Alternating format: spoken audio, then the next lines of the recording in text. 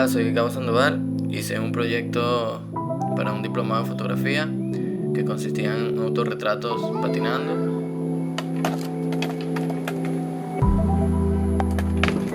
¿Y cómo tomas la foto? Explícanos el proceso.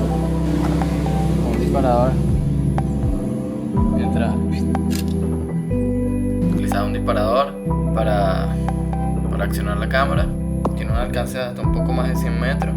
Puedes disparar en una foto, puedes disparar en ráfaga, puedes disparar en modo bull. Tiene varios canales, o sea que para que no van varias señales si tienes varios disparadores. Muy difícil agarrar ese momento exacto, que a diferencia de cuando uno está tomando la foto, bueno, uno lo sabe y aprieta el botón, pero mientras estás haciendo el truco o el movimiento y acordarte de pullar el botón en el momento exacto, bueno, una coordinación muy difícil.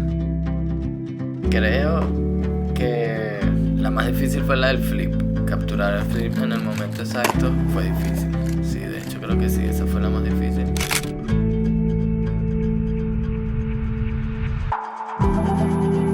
Powerslide creo que fue la más fácil. De hecho hicimos varios trucos ahí.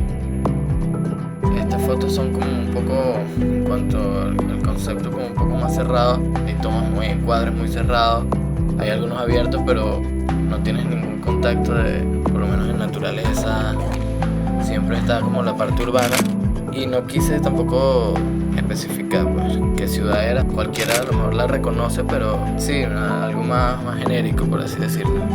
Por el concepto que estaba manejando de luz fuerte y sombras duras, las fotos yo las tenía que hacer en cierto horario. Si me pasaba de ese horario, entonces ya la luz cambiaba, o si alguna nube, el día estaba nublado, me cambiaba un poquito el concepto que iba manejando. Fue difícil hacerlo, pero me gustó mucho.